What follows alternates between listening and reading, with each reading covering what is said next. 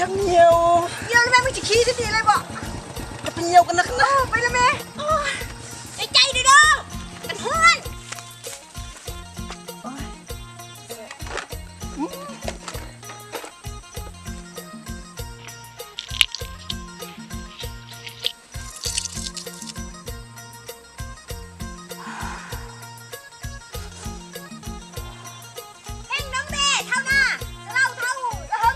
โอ้ยเขามีความสุขด้วยไหมเขาว่าผ้าไปเกลือเลยโอ้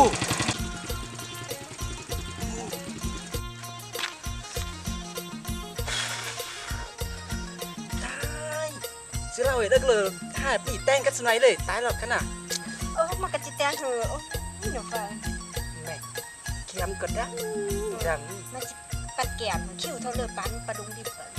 งามแต่บัดนี้ทันทีเฮ้ยเลยจังแต่งหน้าป้านแก้มแดงต้องประสาวขึ้นมือ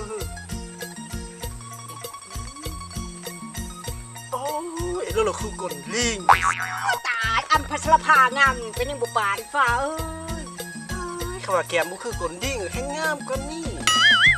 คือกลลิงล่าเถาแตงมันตัวนั่นตัวก็เสื้อตื้มโอ้ฮาวาเลยป้าศพก็ยังเลิกจืดสื่อเลยสัตว์เชื่อตื้มไหมยิ้มแม่ละลาป้านนี่เท่ากับยิ้มเฮ็ดตัวกันตากัน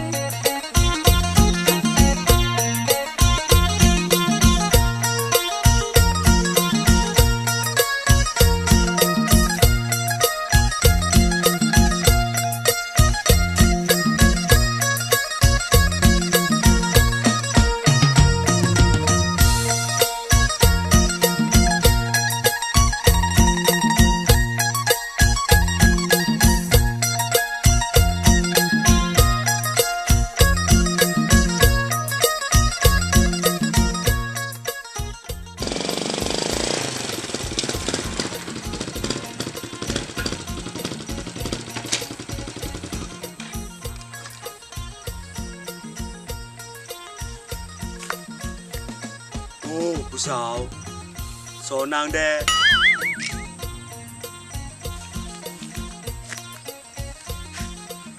ผู้สาวเชื่อเราว้าว